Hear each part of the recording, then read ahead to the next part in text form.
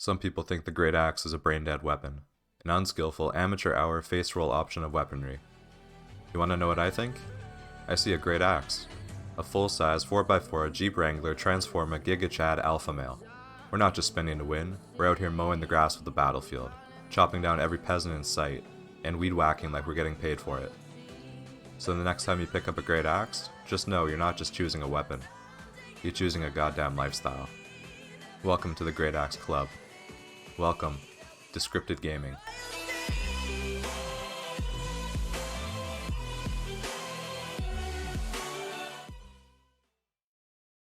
Hey guys, welcome back to another Albion Online video.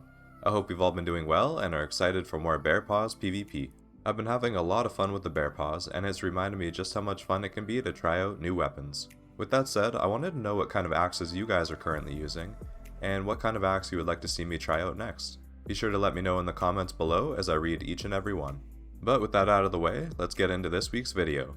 We'll be trying out a Bear Paws PvP build that can be used in Corrupted Dungeons and small-scale open-world PvP. It provides massive burst damage, survivability, and mobility to chase down your enemies.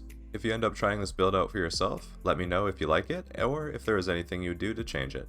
Before we get into the build, I just wanted to thank you all so much for the support you guys have shown me over the past months. We've continued to grow as a community, and it's been an honor to make videos for you all.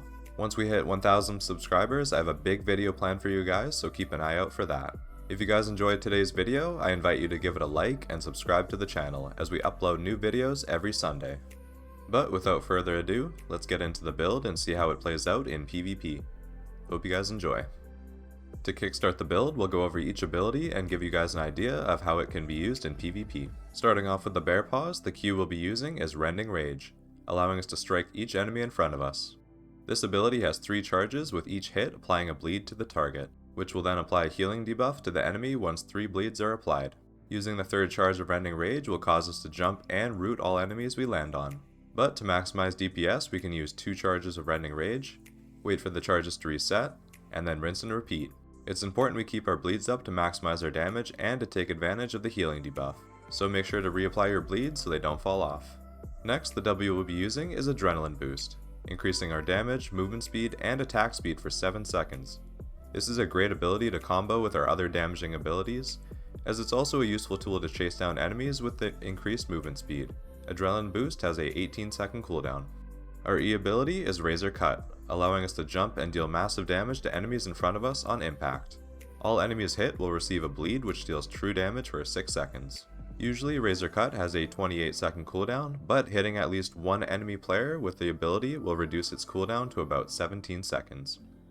This is a great ability to close the gap between you and the enemy player. And for our passive, we'll be using Deep Cuts, causing our 4th normal attack to apply a short bleed to the target. This is another way to maximize DPS, so remember to use normal attacks in between your abilities.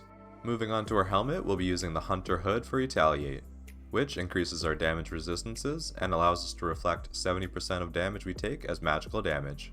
This ability will be our major source of defense. When the enemy uses an offensive ability and intends on dealing large amounts of damage, we can use Retaliate to reflect as much damage as possible. This ability has a 41-second cooldown. For our passive, we'll be using Balanced Mind for more damage and defense. The chest we'll be using is the Assassin Jacket for Ambush, causing us to turn invisible for 8 seconds. Remaining invisible will give us a buff which increases the damage dealt from our next damaging ability by up to 40%. Ambush is a great defensive and offensive ability. We can turn invisible and avoid all incoming damage from the enemy, and then take advantage of the damage buff and deal damage of our own. This ability has a 55-second cooldown. For our passive, we'll be using Balanced Mind for more damage and defense. For our boots, we'll be using Hunter Shoes, but you can use any leather boots for the ability we'll be using, which is Refreshing Sprint, which will increase our movement speed by 80% and increase our cooldown rate by 33%. Using boots will allow us to chase down or run away from an enemy, while the increased cooldown rate will help our abilities become usable once again. With Refreshing Sprint, I like to try and use all my abilities before activating the boots, which allows us to maximize the value of the increased cooldown rate. This ability has a 30-second cooldown. For our passive, we'll be using Balanced Mind for more damage and defense. For our cape, we'll be using the Thetford Cape for Chain Lightning, causing our normal attack to deal lightning damage to the target, which then jumps to the nearest enemy. To get the most out of this ability, we can use our W, Adrenaline Boost, and then use a normal attack to maximize the damage of Chain Lightning. This ability has a 15-second cooldown. For our potions, we'll be using Healing Potions, causing us to heal for 14% of our health over 9 seconds.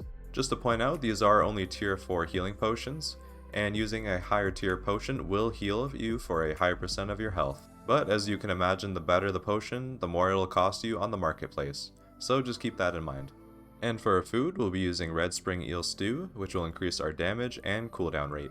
Now that you guys know what abilities we'll be using, I can show you a brief example of how the build looks in action.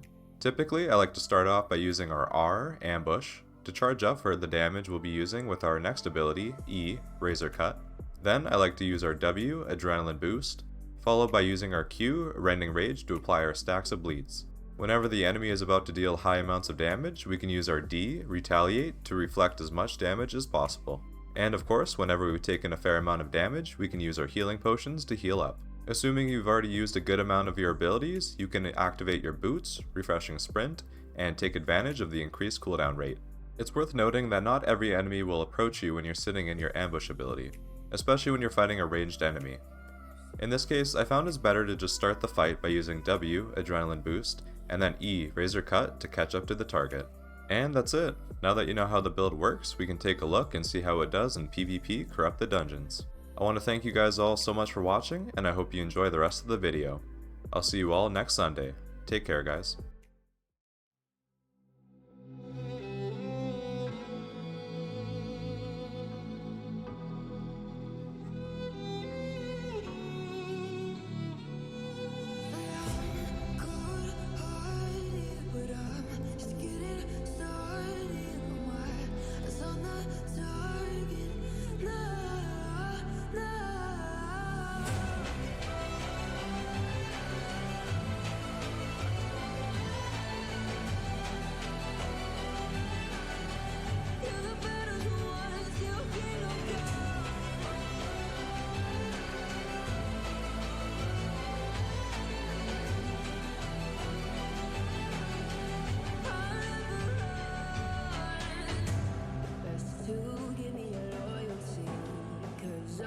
Taking the world, you'll see they'll be calling.